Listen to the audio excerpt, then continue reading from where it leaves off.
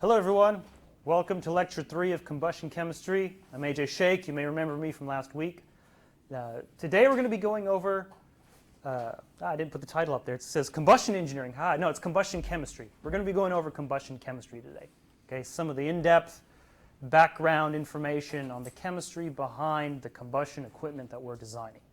But before we dive too deep into that, we did have some questions that were popping up via email over last week's lecture, so I'm going to take a step back and we're going to go over a couple of concepts that I got emailed questions about, and we're going to go over those before hopping on to the next lecture. So one of them was on slide 24, there was a little bit of confusion about what was going on in terms of the pressure versus heat release. And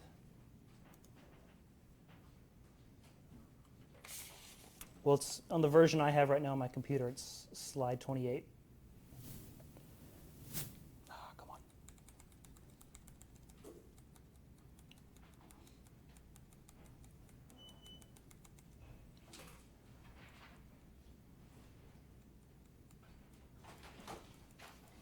Yeah, this will give anyone else straggling in a couple more minutes to make it in here.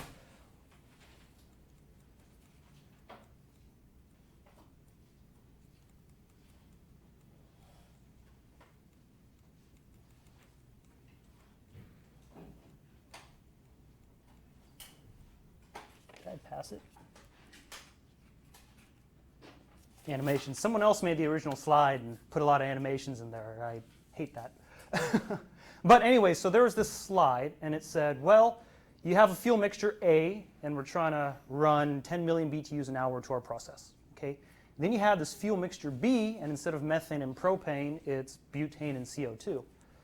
The interesting thing about this is if you calculate the LHV is the same on a BTU per scuff basis, right?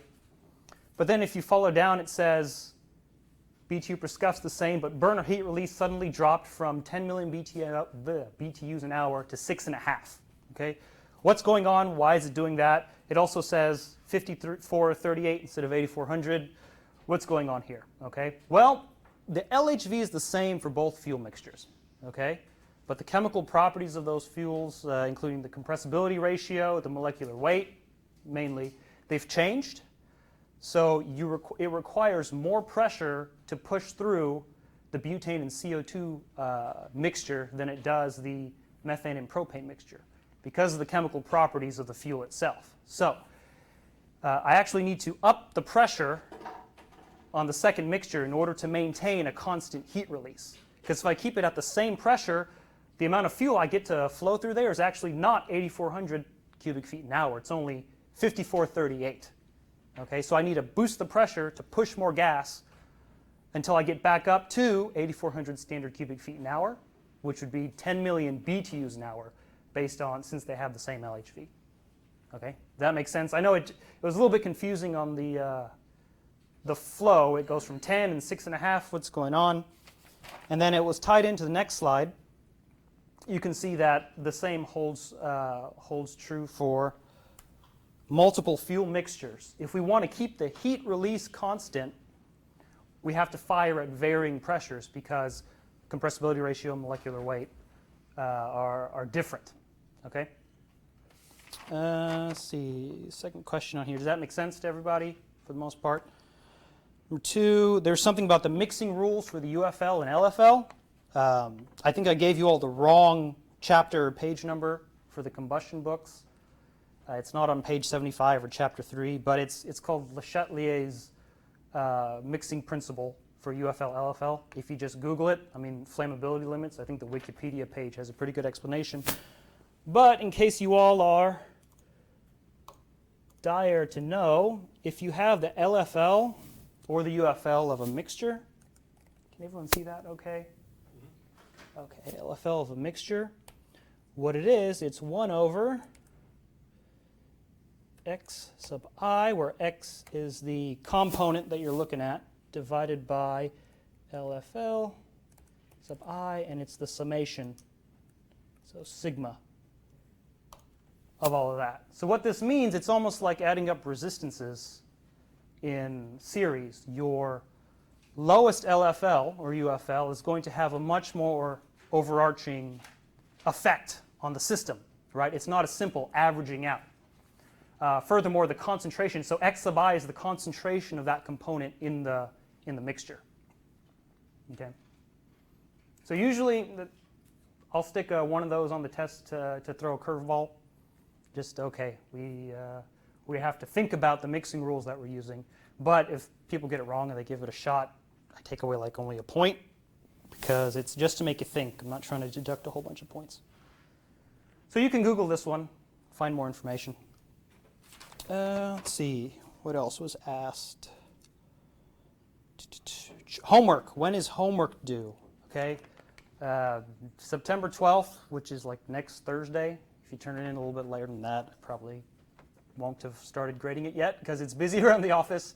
So just get it into me sometime in the next couple weeks. And both homeworks, lecture 2 and this one, lecture 3, and it'll be cool. Okay, any more questions before I start? Good. Let's move on to combustion chemistry. A message from Stephen.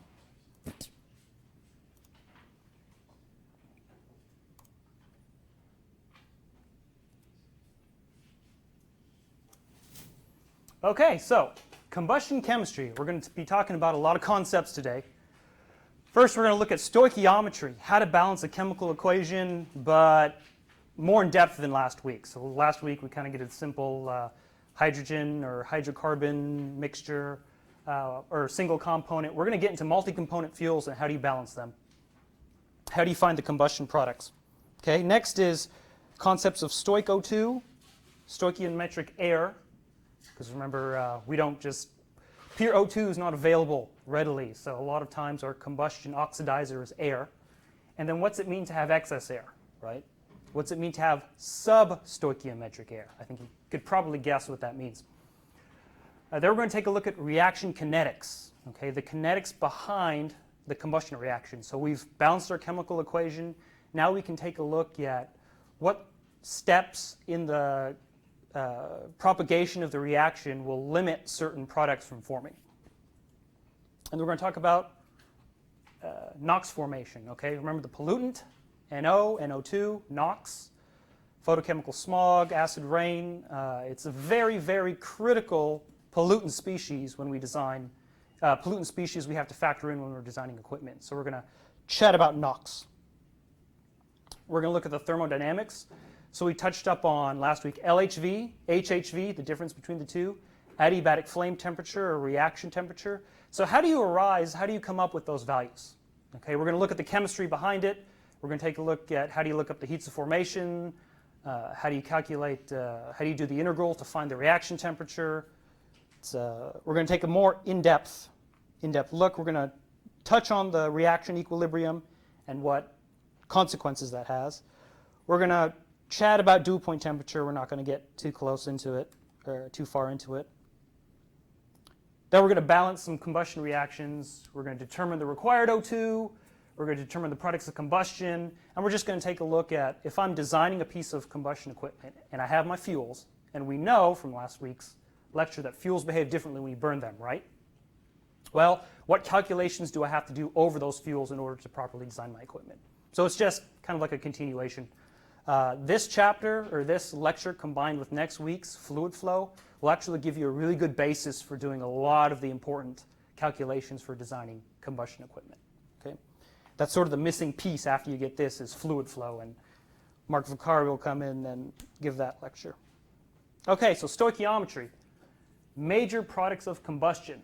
So last week we balanced the chemical equation and we saw the combustion products. The main combustion products were CO2 and water. Okay, CO2 and water are ideal products.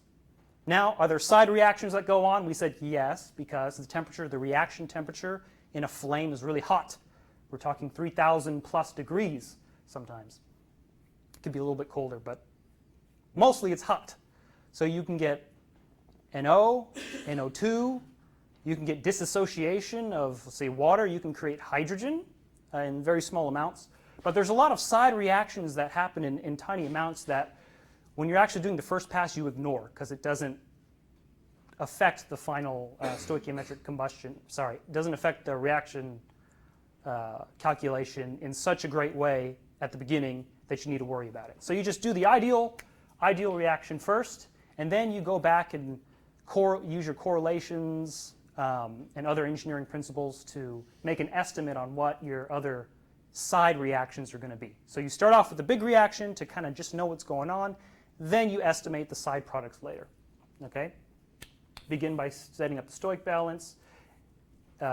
Neglect the minor species because they don't significantly affect the overall balance. We're talking about parts per million most of the time if you design your products correctly. Okay? So we don't just have carbon and hydrogen. Sometimes you get a waste chemical off of another chemical process and you need to get rid of it and have some wonky stuff in it, right? Sometimes you might even have chlorine, bromine, fluorine in there, right? So how do you handle that? What happens in the combustion reaction? How do I balance that equation? That's what we're going to look at. So step one, handle the halogens first, okay? And what will happen is that halogen will preferentially react with the hydrogens in the fuel, or at least this is our estimate for our first pass, and basically take away the amount of hydrogens that are available to form water at the end of the day as your combustion products. So it's going to consume the hydrogen first. So that's the first balance that we do. Wrote up some chemical equations out there. It's, of course, for Z less than or equal to M, which means there's a limit on how much hydrogen to halogen ratio you have in there. And use that equation there, and you say you want to react away the hydrogens and make HCl or HBr or HF. Step one. Step two, you have remaining chlorine sometimes if your Z is greater than M. Okay? And what you do is you turn that into the stable component, stable form of the halogen. So Cl2, Br2. Okay? Then if you have leftover hydrogen, perhaps, that is going to be the what turns into water. Okay? And that's the final step right here. So your hydrogen plus your oxygen will become water. Okay? And that's step one. You handle the wonky halogens first. And you see how much hydrogen is left over to make water. Okay? Step two, take a look at the nitrogen. If you have any nitrogen inside of your fuel, you want to go ahead and handle that and see how many moles of nitrogen you're going to create in your combustion products. It's pretty easy. Your molecules will then go to molecules of X over 2 N2. Okay? Now, will some of that become NOx? Yes.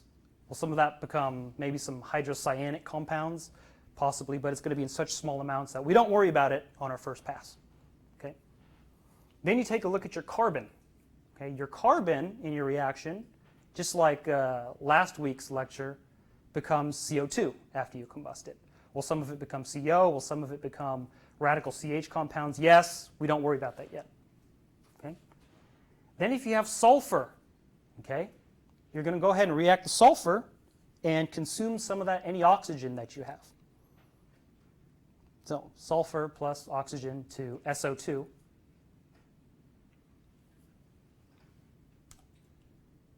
Okay.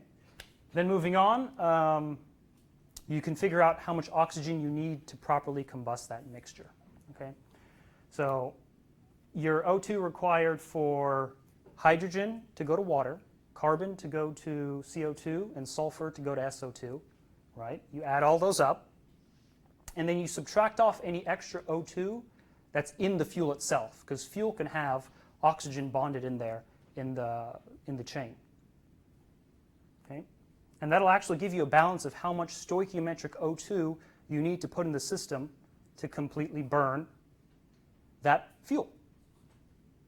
Now, in reality, when we're designing combustion equipment, mixing capabilities are important. Unidealities of a system become important, right? Because if I add just enough oxygen and just enough fuel, they're not going to 100%, every molecule of oxygen is not going to find every molecule of fuel and burn perfectly, right? You'll actually end up with a lot of unburnt hydrocarbons, and some oxygen in the flue gas. So what we do to handle that is we often add in extra oxygen or extra air in order to ensure, with the proper design, that our combustion system completely destroys or completely combusts what we put into the system. So stoichiometric O2 is a good first pass, but then we always design for some extra in there, unless we have a really specialty combustion system where we operate it substoichiometrically and then bring in the rest of the oxygen later. You never, most of the time, operate it just at stoichiometric O2. Okay, if you have any carbon dioxide or water, right? Remember that those in the chemical reaction, that they're inert, right? Nothing happens. Do they dissociate under high temperatures? Yes. Is it minimal? Yes. So for now, just say CO2 goes to CO2, water goes to water, nitrogen goes to nitrogen. Pretty simple. Okay, so fossil fuels, right? Is it usually just a singular component? One pure component that we're combusting all the time? In a lab, possibly. If you're in a specialty application, possibly. But if you looked, any of you took a look at the natural gas compositions, they're made of multiple components. You have methane. Sometimes you'll have ethane, propane, a little bit of butane, CO2, nitrogen. You could be a mix of anything. If you have a waste gas off your chemical process, you want to recycle that and burn it. You don't want to just flare it off. You want to recycle that heat. So sometimes you'll blend it with natural gas, and then you have a stable or a good fuel to recapture heat. So you get a mixture. You get a wonky mixture. So how do you balance a chemical equation? Because we just looked at the general equation for balancing. But what happens when you have a mixture, right? Well, in this case, it's pretty simple. Your stoichiometry balance is just based off the individual components, and then you can sum them at the end. So if we take a 100 mole basis here, some people like to take a 1 mole basis and work with decimals. Personal preference. But you'll have, this mixture, and you'll have 94 moles of CH4, 4 moles of CO2, 1 mole of nitrogen, and a mole of oxygen. So 100 moles total. And what you do, you just handle the first component first. So you have balance the CH4 equation, balance the CO2 and nitrogen. Those are easy. They're inert. They don't react. And then keep track of how much oxygen is in your fuel blend, because just like before, you can subtract that from and figure out how much oxygen you will need to add to this in order to combust it. Okay? So we went over the general way to handle a complex fuel if you have some halogens and inerts. And if you have that, plus you're mixing it with other fuels, you take it one step at a time. You take that general process and you go through each of the fuel components, and you'll ratio that at the end to find your final stoichiometric O2. Okay, so we're just going to work down the list. First is that we have that methane, and we know that for each fuel of methane, it takes 2 moles of oxygen to burn, right, at stoichiometric conditions. So remember, I had 94 moles in my mixture at a 100 mole basis of methane, and it's 2 moles of O2 per single mole of CH4 in my products. So that means if I have this fuel stream, 100 moles of this fuel stream, I will need 188 moles of O2 in order to combust that CH4. Okay? We're just taking it one step at a time. Okay? Now, for the combustion products, if you're looking at the products, you have 94 moles of CH4, and it's 1 mole of CO2 per mole of CH4. So you can just continue to go down the stoichiometry balance, and I know that when this portion of my fuel combusts stoichiometrically, I get 94 moles of CO2. Pretty simple. Same thing for the water. Same balance. It's 2 moles of water per mole of CH4. Okay? So far, it's Chem 1-esque chemical equation balancing.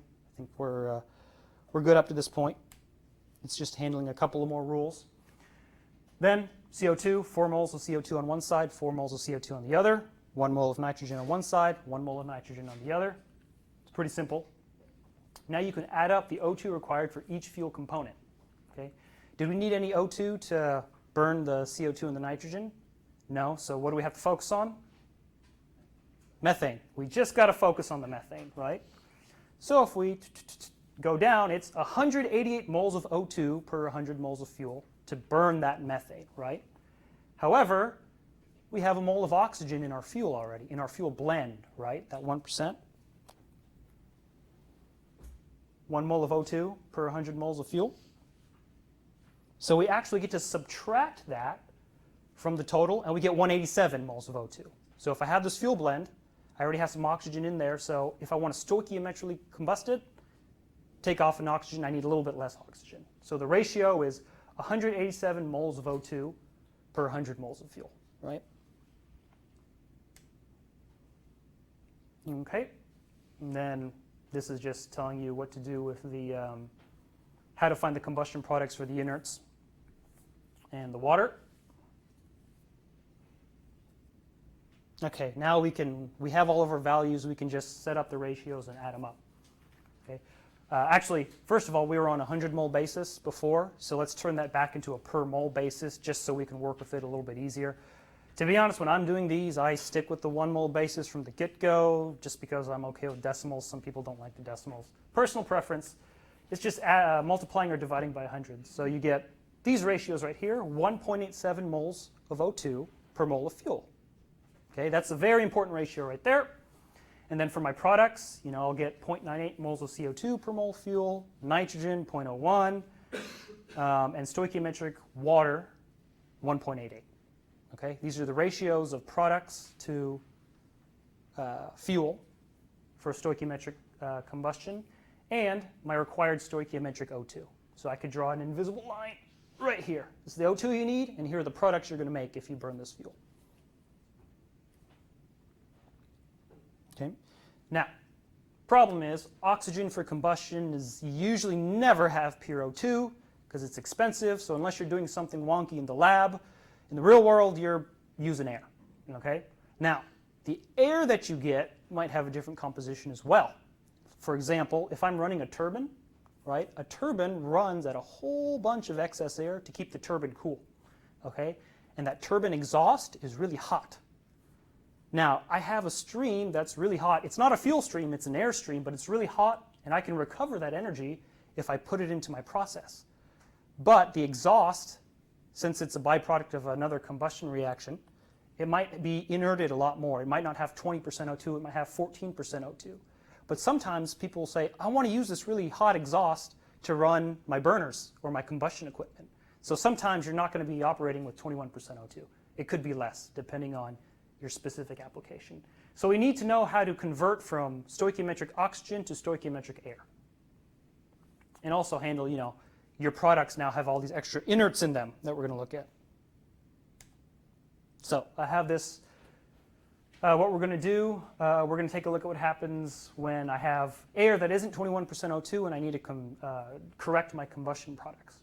Well, it's pretty simple, I think. Feel free to ask questions if you don't think it's as simple. But there's a ratio in there, right? There's, on a 100 mole basis, 100 moles of air per 20 moles of O2. Okay? Because I have 20 moles of O2 in 100 moles of air. So if I multiply that ratio, the stoichiometric air from my fuel mixture times the air per O2 in my air, what do I get? 9.35 moles of air per mole of fuel. So when I'm designing my hydraulic system to deliver the air to the burner, I need to make sure it's going to have a little bit of excess air, but at least it needs to be delivered 9.35 moles of my combustion air per mole of fuel that I'm trying to burn. So usually when we define how much fuel we need, we do it on, what do we talk in? What lingo do we talk in? Heat release, right? Like 10 million BTUs an hour. So if I took 10 million BTUs an hour, and I divide by my heating value, I'll get standard cubic feet an hour of fuel, right? And based on the standard cubic feet an hour of fuel, I can take a look at the moles of air per mole of fuel and do some fancy conversions, and I can figure out how many standard cubic feet of air that I need per hour. Correct that for temperature and pressure, design your hydraulic system.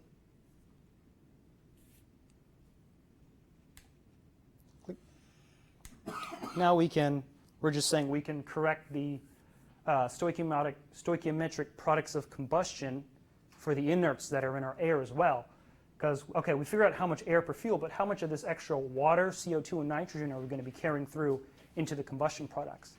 Because if you have something really nasty coming out in your combustion products, you might have to change the metallurgy in your system to be able to handle those combustion products.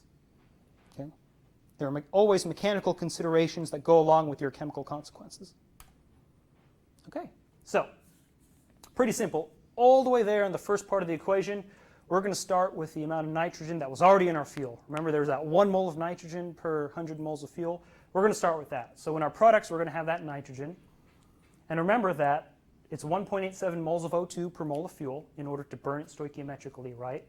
And there's 77 moles of nitrogen per mole of O2 based on our combustion air. 77 moles of nitrogen per 20 moles of O2, sorry. So 77 over 20 is our ratio, and you just multiply through. And if I burn stoichiometrically my fuel stream with this particular air stream, I should get 7.2 moles of nitrogen per mole of fuel. Okay? Same thing with CO2, same thing, ratios, right? Start off with what CO2 was already in my fuel. Then I go ahead and add in how many moles of CO2 will I make per mole of fuel burned, because there's 1 mole of CO2 per 20 moles of O2 in my air. So a little bit more CO2. And then exact same thing for water. I'm not going to take too much time on that. But notice that there's a lot of nitrogen. If you look at the ratios, 7 to 1, 7 to 2, moles of nitrogen per mole of fuel. Okay, there's a lot of nitrogen that comes in with your air usually, and that affects a lot of things from adiabatic flame temperature to how many, you now have nitrogen to create NOx, right? Dissociating nitrogen can create pollutants. So the fact that you can't burn pure O2 has some side effects, has some consequences. Okay, actually that was basically it for stoichiometric combustion of fuel mixtures and kind of the general equation for handling the fuel mixtures. Your homework problem is going to be exactly this, but your fuel is going to have some chlorine in it. So if you follow the rules step by step, you'll be fine. Or just email me if you have questions. If it's on the weekend, I won't answer though because I'll be relaxing on the weekend. You'll get an email back on the weekday. Some people emailed me yesterday, and I was playing Super Smash Brothers with some family that came into town, so I was not worrying about work or anything combustion related at the time. Okay, so the lingo. We're going to talk about the lingo. Okay, excess air. Oftentimes when designing a system, it's intuitively easier to talk about how much extra air you're throwing into the system in order to get the right mixing that you need. So we talk about excess combustion air as excess air you want to put into the system. As sometimes it's used as a safety factor, right? Because a lot of times your conditions outside are changing, right? So if you analyze the amount of excess O2 in a combustion process, it's swinging up and down and up and down, and there's a range.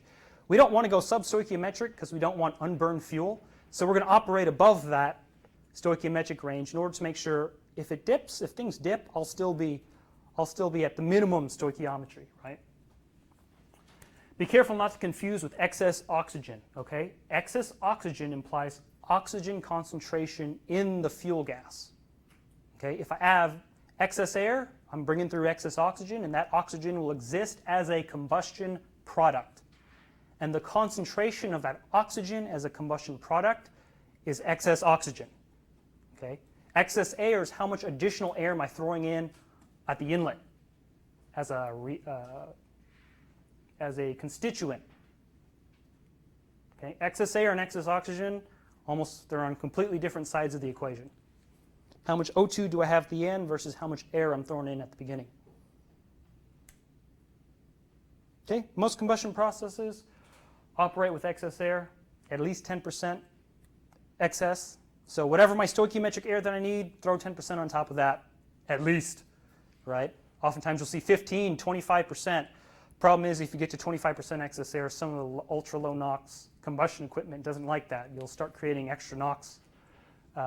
Sometimes you need a whole bunch more excess air to lean out the mixture depending on your combustion process, but usually you never run substoichiometric or stoichiometric. And that excess combustion air will add more inerts, so that's why you have to know how to take care of them. And then you'll have unreacted O2 in the products, and that's how we get excess O2. Okay, so excess combustion air. We did the stoichiometric balance. Hold on, any questions up to this point? Okay, we did the stoichiometric balance. Now, how do you handle it when you have the excess air, right?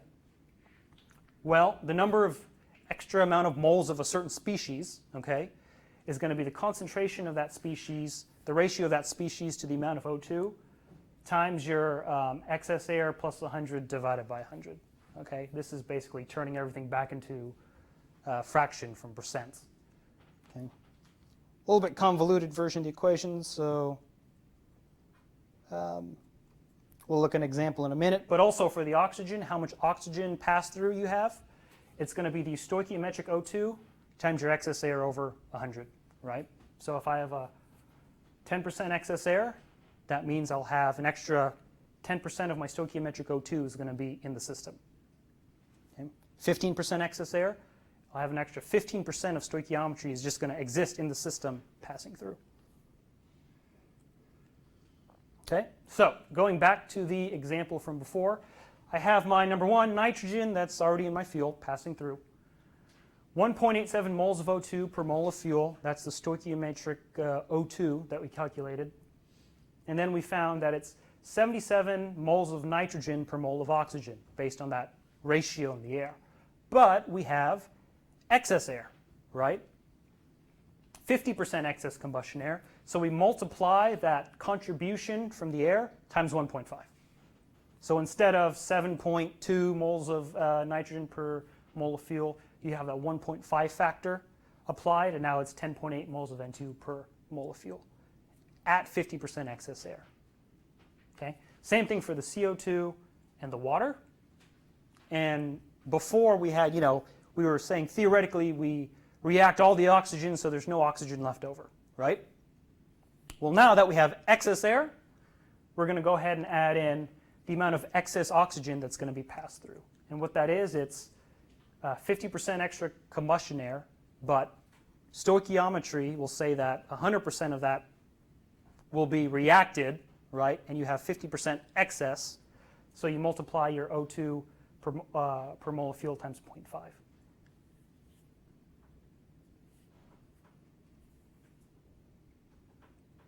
I think that's a typo right there. I put moles of H2O per mole of fuel. That should say O2. Yep, a little bit of a typo in slide 27. But, okay, so different lingo to talk about. Any questions on that before we move on? Okay. Different lingo. Instead of talking about things on a excess air or excess oxygen in the flue gas basis, we can talk about it in something called the equivalence ratio, which is the actual fuel to air ratio divided by the stoichiometric fuel to air ratio. Different industries like to use phi, or the equivalence ratio. Namely, I believe in the steel industry, they like to talk about the stoichiometry in terms of phi. I prefer excess air. That's just because I design equipment in the process burner world up to this point, now in the gas processing world. So we talk about excess air. But there's also you got to know the difference. You can't just assume one is the same as the other, then you'll design it totally incorrectly. Here's the formula to convert between excess air and phi. So you can do the math there on your own, but it's 1 minus phi over phi times 100. Okay, it's just a different way to think about it, right? Sometimes when you're designing new combustion equipment and you want to really take an in-depth look at the stoichiometric or the combustion zones in a flame, sometimes it ends up being easier to think about it in terms of phi. So, okay, so the flue gas products. Okay, so we know how much O2 is going to get passed through, how much CO2, water, and nitrogen is going to get passed through because we did our combustion balance and we know our ratios, right? So how do we turn that into something useful? How do we now convert that into what's my concentration in my flue gas, and how do we analyze that, right? Well, for the major species that we just calculated, you want to talk about it, usually it's talked about in percent, okay? And for the minor species that we didn't take a look at yet, but we will, they're usually so small we talk about that in parts per million, right? Which is volume percent times 10 to the fourth, or fraction times 10 to the sixth, parts per million, 10 to the sixth. So these are the two bits of lingo that we like to use when we talk about major and minor species. Okay, another thing, a lot of times in the real world, the analyzers don't like water. Okay, if I'm trying to figure out how much NOx is in a combustion product stream, right? I have this minor pollutant NOx. Sometimes I'll take a slipstream of that and I'll want to react it over a catalyst to find how much NO or NO2 that I have, right? Now, if I throw water onto that catalyst, it's not going to like it. So instead, I have to send it a dry sample, okay? And so I need to know how to convert to back calculate the concentration of any species that was in my flue gas so I can report it and say, hey, yep, we're measuring it and we're meeting our emissions requirement. In order to do that, I need to know how to convert from a wet basis to a dry basis, okay? So here's how you do that. So you have your water. If you include your water, it's wet basis. If you don't include the water, it's on the dry basis. So what you do is you remove it from the equation and you normalize the rest of the components to your new number of moles. So if I added up all the moles on the left and I subtracted off 2.16, I could normalize the rest of the components to that new total, and that'll give me the flue gas concentration on a dry basis. Okay.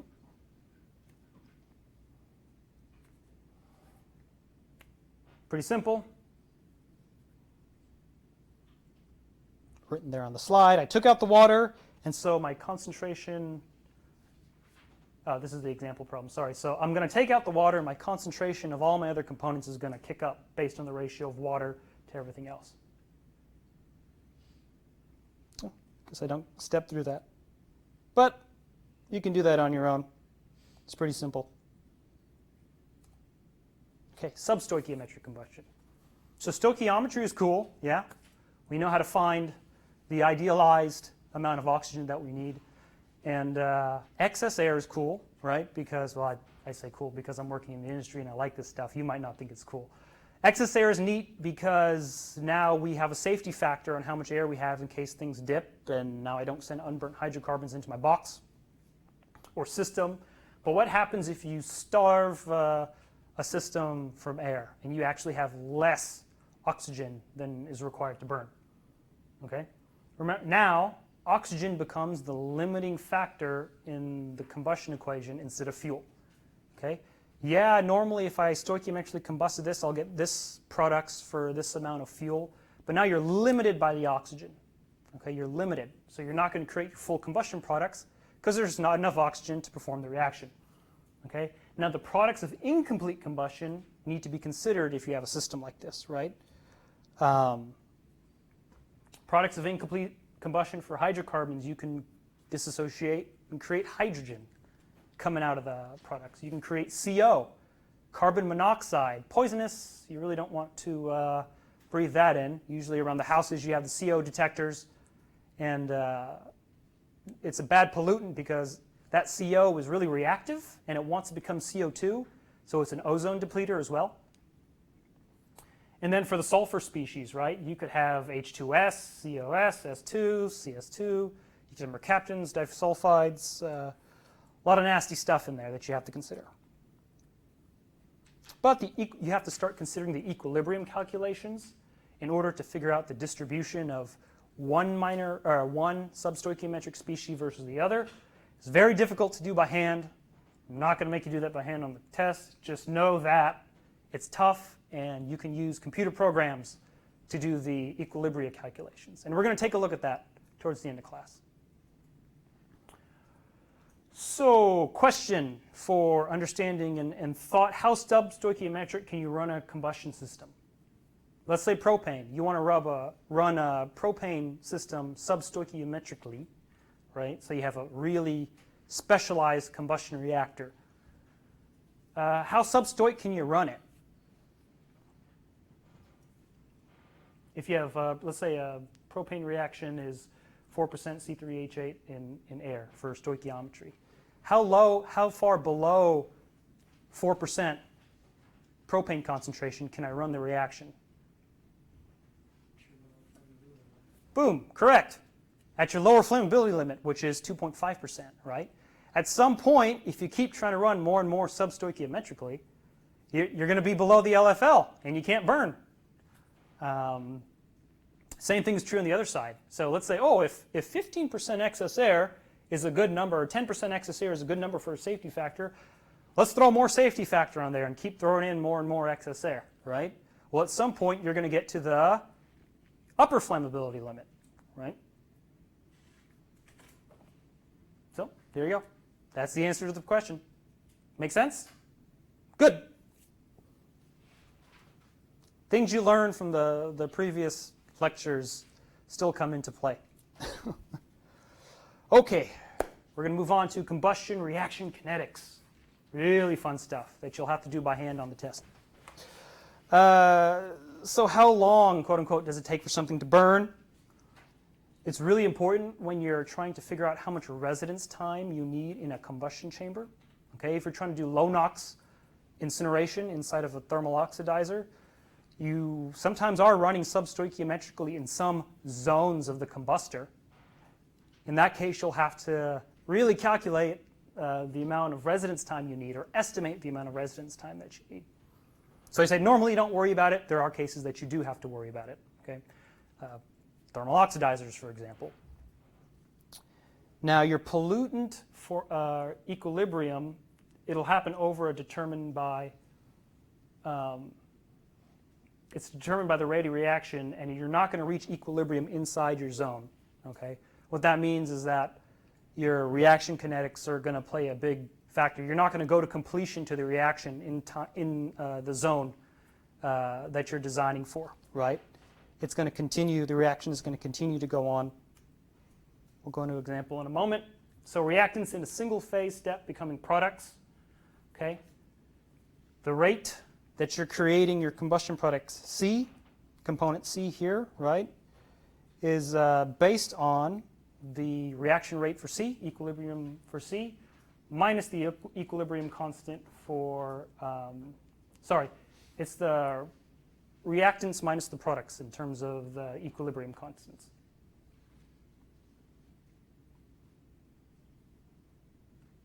So this is the simplified model for the elementary model for estimating reaction rates. Okay, so your reaction rates, your K, they are temperature sensitive. Okay, you can't ignore the temperature at which your reaction occurs, and it's exponential if you're modeling it by the Arrhenius equation. Are there unidealities in here? Yes, but great way to model your reaction kinetics is by the Arrhenius equation. Exponential reliance on temperature. Now your reaction mechanism, words are hard. Chemical reaction progresses through a sequence of intermediate steps. Okay, sorry if I'm giving you any flashbacks to OChem and you're just freaking out. I'm sorry. Don't worry. You don't have to memorize your reaction steps. And here's why. Well, first of all, let's talk about the types of reaction steps in the process. So you have dissociation. Remember, you're not operating at room temperature. You're operating at 3,500 degrees. That's your theoretical adiabatic flame temperature, combustion temperature.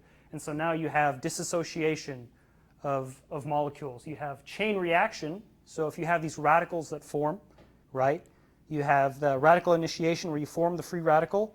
Then that free radical can form other free radicals. Sometimes it forms two free radicals, right?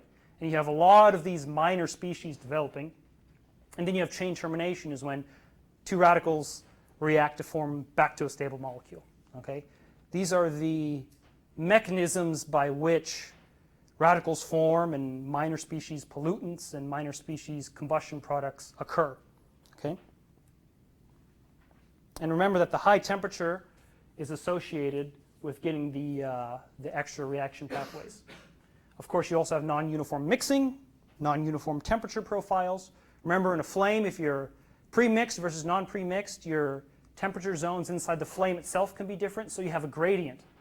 And often, you're trying to actually, you're not adiabatic, you're trying to take the heat away to run some other process. So you have a temperature gradient within your combustion process or heat exchanger itself.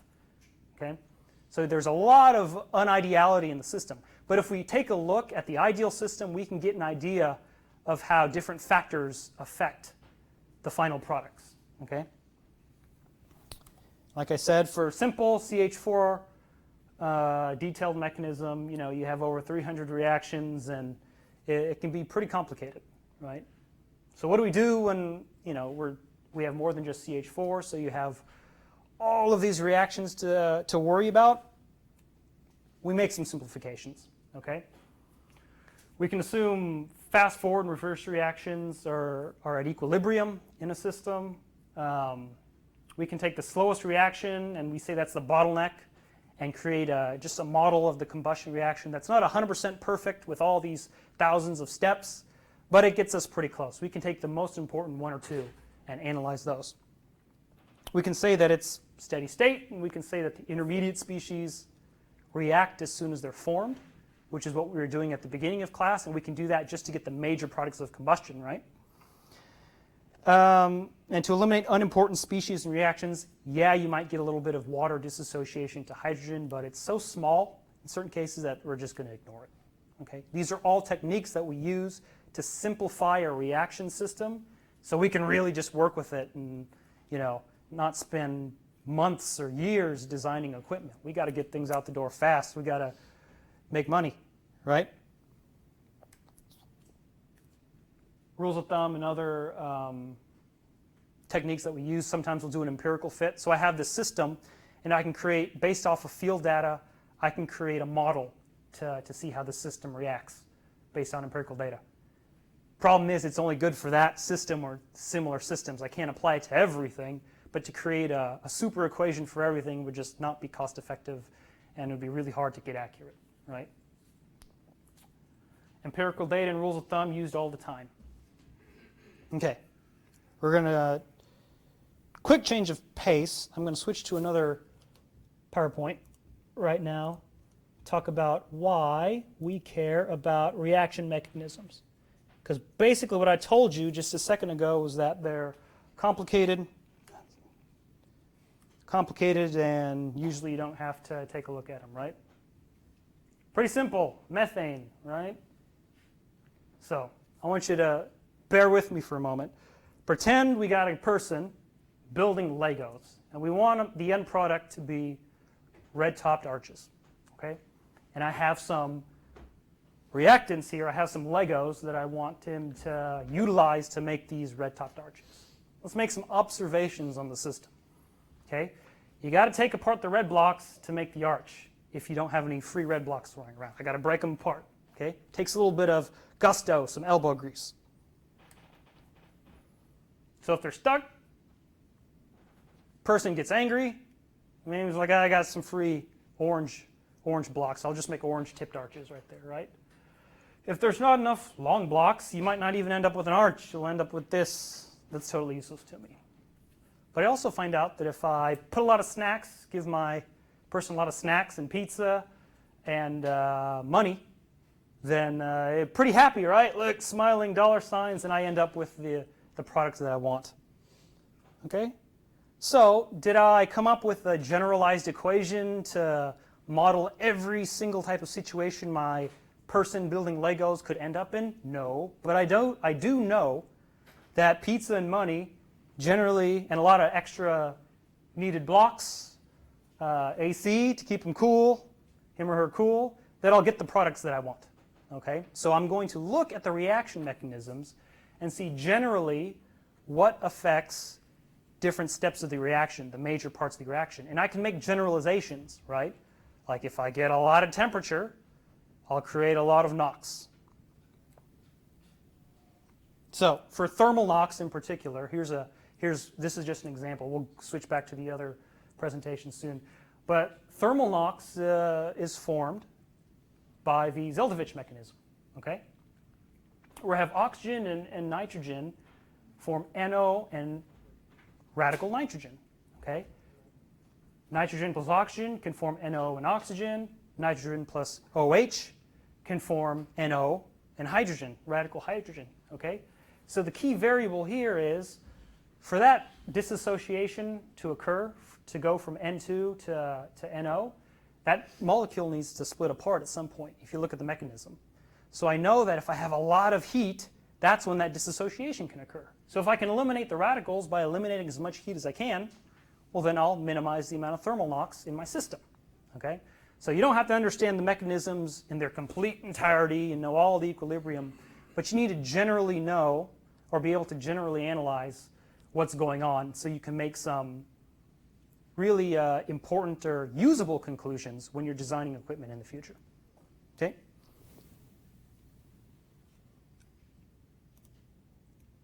And I'll give a copy of this presentation. I got to take a look and make sure there's nothing I can't give out, and I'll send those slides.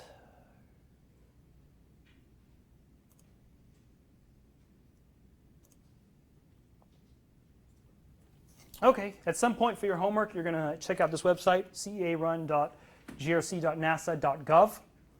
And what they've done, they've put a good equilibrium calculator with the thermo database up there. So you can have the computer do the full equilibrium calcs and take a look at what minor species pop up with different reactions. It's part of your homework. Yep, engineering approximations for hydrocarbon combustion. Really what we care about are NOx and CO most of the time, and we want to make sure our fuel burns completely. So we'll develop empirical models based on, because we can't really measure the temperature gradient in a flame, right? It's very hard. We can't measure, your process is changing all the time, so what are the thermal dynamics involved? We can't measure all of that. So we can make pretty good models based on measured data for a system, right?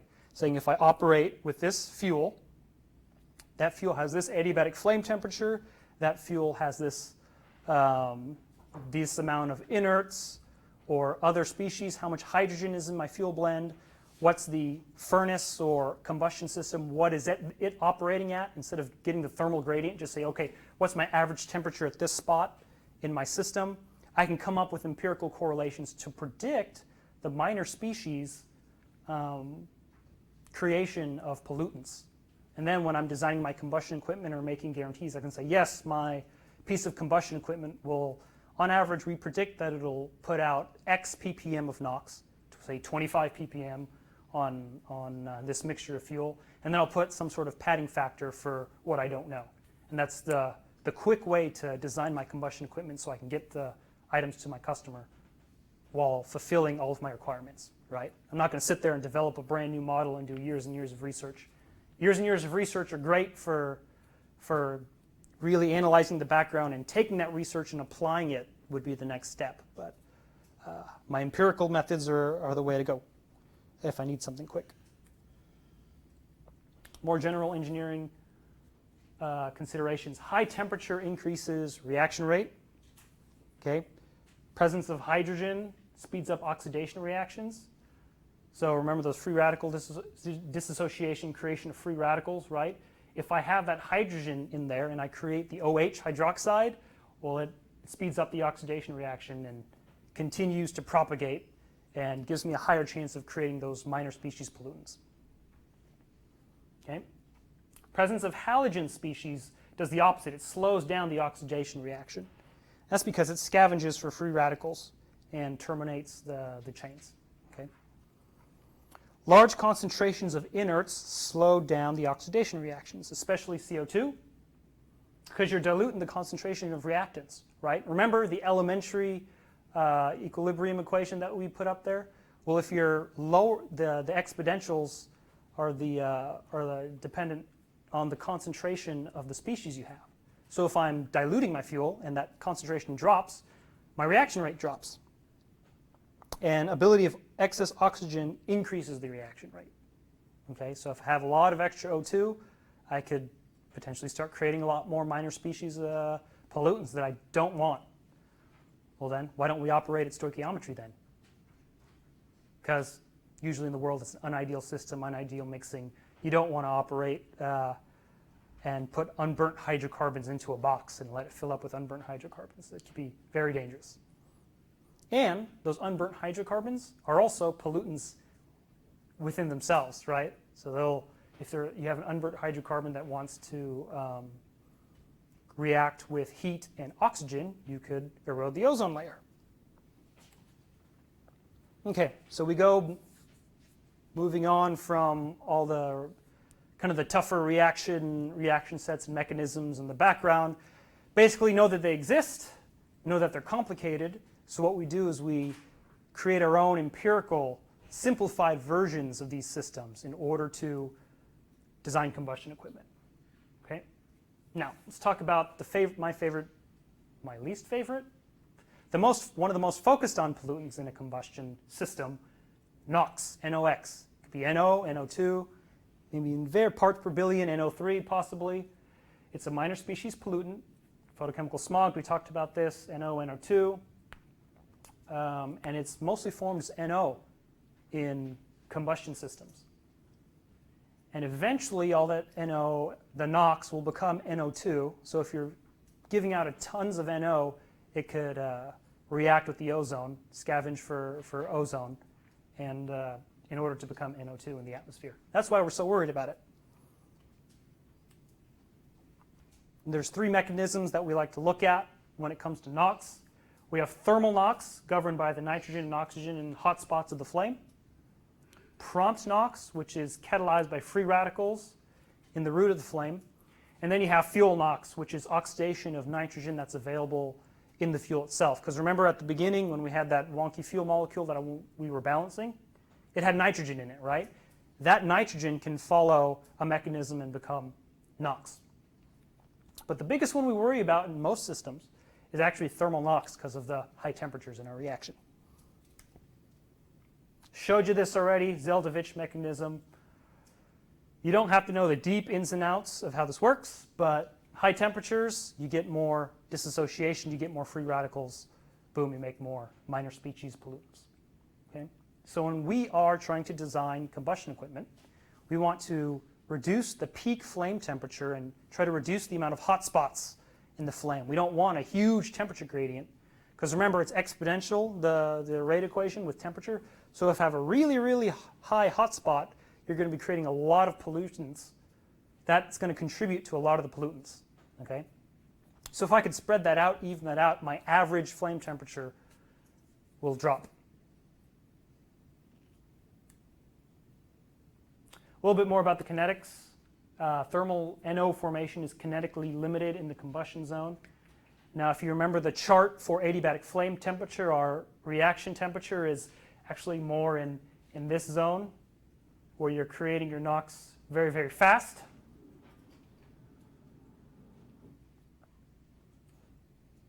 And just for prompt NOx. Can we ask questions? Sure. Ones are online? Yeah. Got a question? You mentioned that your goal is to reduce the temperature, to reduce the emissions for the potential emitters, but you also reduce the amount of heat that you're going to add to your process. So what's your trade-off or how do you limit that? How do you balance it? Okay, so very good question. Question was, you want to reduce, I said you want to reduce heat to reduce emissions, and really we want to reduce temperature. The amount of heat input is the same, right? But we want to design the combustion equipment so that your peak flame temperatures are actually low. So it's the same amount of heat input, right? But your combustion is more or less spread out, okay? Now, do you get, because you're operating at lower temperatures, do you get a little bit less radiant section performance? You know, heat transfers, radiant heat transfer, correct? Radiation heat transfer is a major part of the heat exchange equation here. you do get slightly less radiant efficiency because your overall temperatures, your peak temperatures are lower. Okay? However, most combustion systems nowadays are like a combustion furnace. It'll have an economizer on it where you have a convective section where the flue gases that aren't radiating, they're passing over those coils. And whatever you lost in your radiant section, you've made up in your convective section. So to answer your question, it's the same amount of heat input to the system. Okay? You might get some inefficiencies in the radiant section, but usually you'll make that up in convective heat transfer later. Okay? Did that answer the question? Yes, thanks. Good. Yeah, feel free to email me if you have any more, or we can chat at the end of class.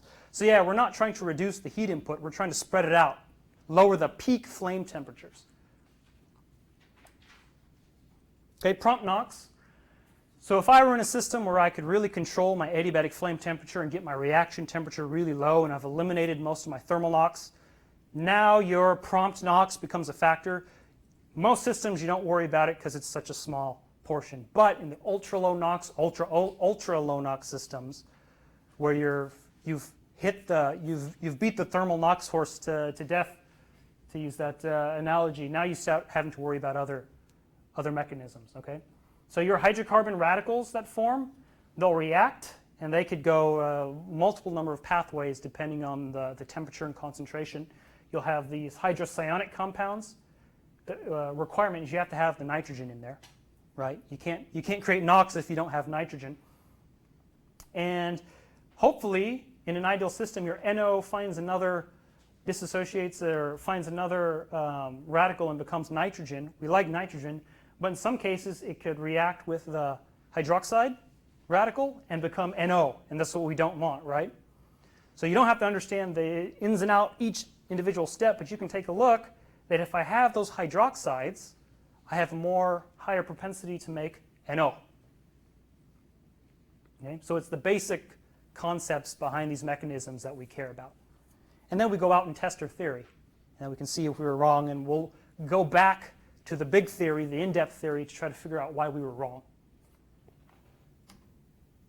Sometimes my nitrogen doesn't have to come in with my combustion air. Sometimes if there's fuel-bound nitrogen inside the fuel, that could also act as the source to create my hydrocyanic compounds. And then same pathways to create NO, NO2, NO, N2. You'll see that NO2 I don't even think is listed on here. That's because you need a lot of excess air inside the combustion system in order to get there. Okay, so NOx emissions. Strongly dependent on operating parameters and the mechanical design of your system.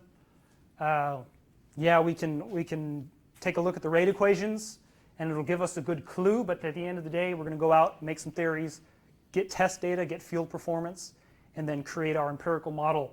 And that's really the fastest way to, our empirical model backed by the theory, and that's the best way to get a good model of a system and make predictions. Understanding the concepts of the kinetics can be used as a design strategy to come up with new ideas. Yeah, quantitative calculations are often never done because they're just too complicated, and there'd be so much work to put into that to make it fit reality that you're just better off taking field data and using your theory as a basis. So here are some techniques to reduce NOx. So when you're fighting prompt NOx, fighting your O2 concentration, creating a zone of combustion that's very, very lean,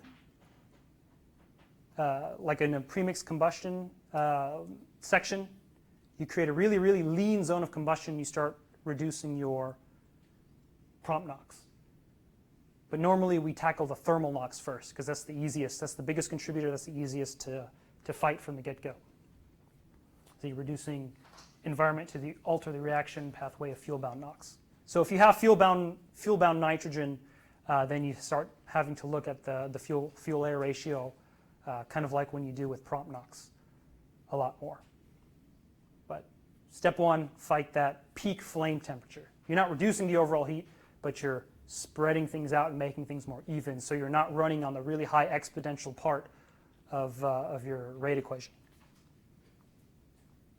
Okay, that's all we're going to touch up on kinetics, going kind of fast. Oh, it's hitting guys with a lot.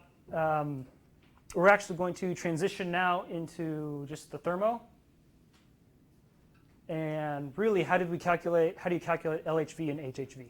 Okay. So your energy that you're going to release is dependent on the energy stored inside the molecule, and you're breaking those chains and release the energy in a combustion reaction. And it's so much energy that the reaction continues and self-propagates. You got a nice continuous combustion system. Okay, so you have products, the heat of formation of the products, minus the reactants in a reaction is your heat of reaction, how much energy you're releasing. Pretty simple. So we can go in and grab, so say for methane, right? Grab the products and reactants, the values for the heat of formation, subtract them, subtract their sum, and then you'll get your heating values. Now the difference here is H2O as a gas and H2O as a liquid. Okay? The difference is the heat of vaporization or the condensation of that water. Right? If I want to look at the potential heat release as I'm going to cool down my combustion product so much that I'm going to liquefy the water and I'm going to extract all that energy out of there, then I'll look at the higher heating value. Now if I want to say it's not that realistic to extract so much heat that I turn my water into a liquid, so we'll just say it leaves as a gas. Okay? Then I'll just want to take a look at my lower heating value. Okay, it's just ways to look. The molecule, the CH4 is the CH4, but I just want to analyze it in a different way depending how I'm going to design the heat exchange side of my system. Okay, and remember the difference is heat of vaporization of water. Okay, heating values of methane, this is just an example. Negative heat release indicates it's exothermic, right? A negative value is exothermic for the heat of reaction. And if you use the liquid heat of formation of water, then you'll get a higher value on a joules per mole. Keep track of your units. This is not BTUs per scuff. Okay, so if you convert that into BTUs per scuff, it's the 910 number that you've seen on your chart. And then the higher heating value is the 1010, about a 10% difference back of the envelope calculation. So that's how you arrive at the HHV and the LHV. Okay, let's look at adiabatic flame temperature. Behind the clock because we've got 10 minutes left. So this is based on the heat capacity of your components. Okay, so I have my heat released, and that's going to be divided amongst the products of my combustion, and that'll give me a temperature. If I say all that heat is put into all of the products, that'll give me a certain temperature. But to find the temperature, I need to know the heat capacity, right? How many joules corresponds to a certain amount of T, temperature, right? So, and that heat capacity actually changes over time. Therefore, I have to actually integrate if I want to do the full equation. So I have the heat capacity integral from temperature 1 brought up to temperature 2 in relation to temperature. And it gives me this nice equation here on the bottom. We let the computer programs do this. If we want to estimate, we'll go to a single T for fuels that have close to a constant heat capacity. But we like to let the computer do the math because your temperature is so high that if you start ignoring your higher order terms, you could get a very wonky answer that's not correct very quickly. Okay, so things like nitrogen, CO2, if we're looking at those or fuels that have a constant heat capacity, it's okay to ignore the higher order terms.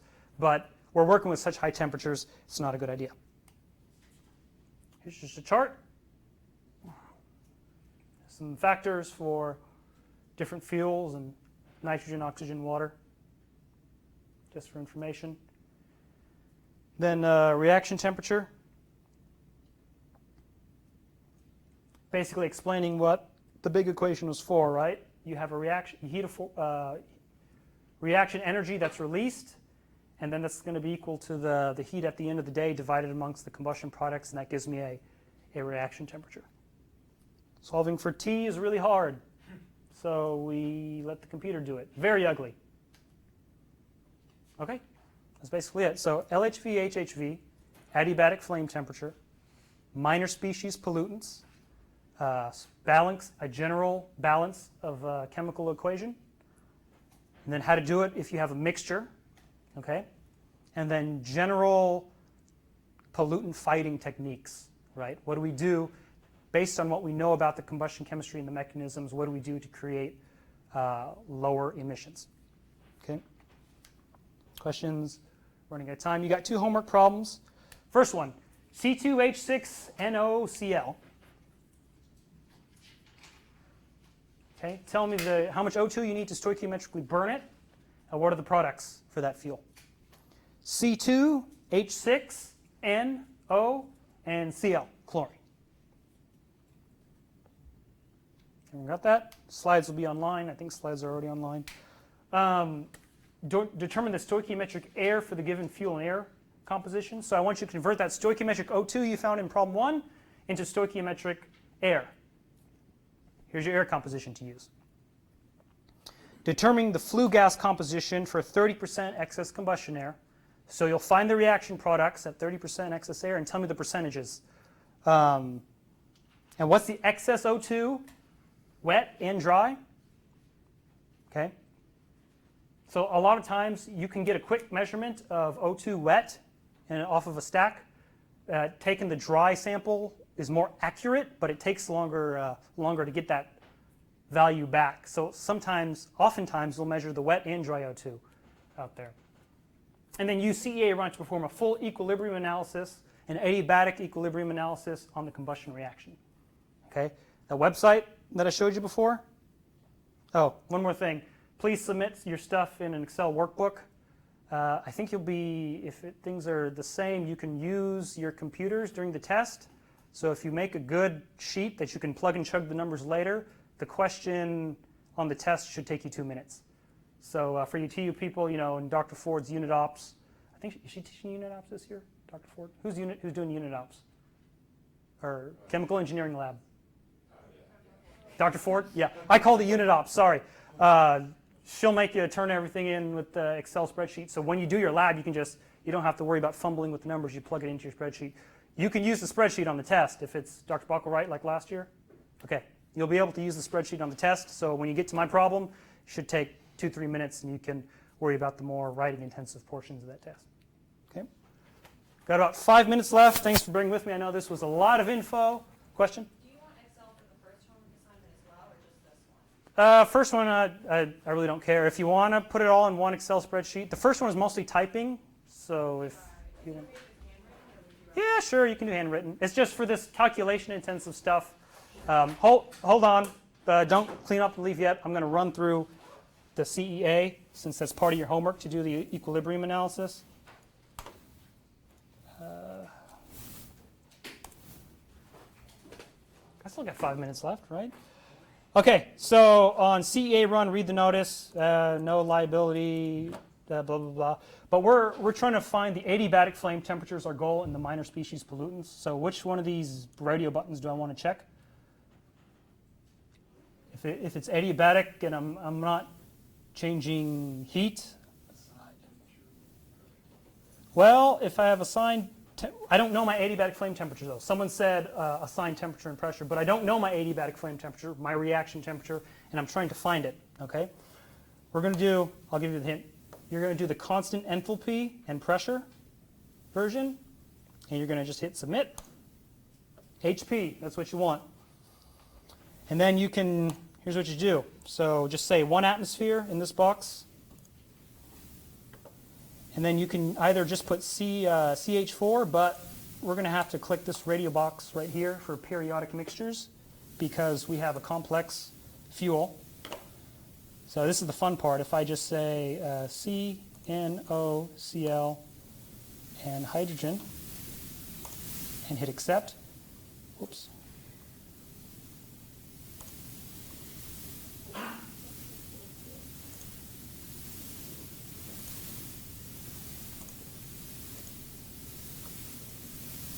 It'll give me the different species you can make. I may have assigned a problem. No, there's no Cl in the problem, is there?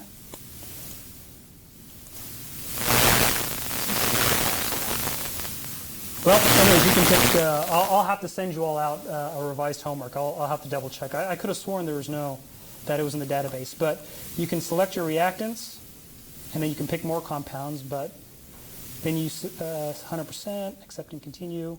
Reaction temperature, just put 300 K, or put 3,000 in there. But you can mess with all of these. I'll send out a tutorial, but you can mess with all of these. And let's say we're burning it with air, and Phi 1.07, and you hit run, and what it'll do, well, I missed one of the temperatures, but it'll actually tell you a minor species pollutant at equilibrium. I think I forgot to put my air temperature in there. But it'll tell you the minor species and do the full combustion analysis for you. So I'll send out an email on how to run that. But I'd like you to run that. If I can't get it to work on your homework problem, I'll send you a different one to do. So thanks, everyone.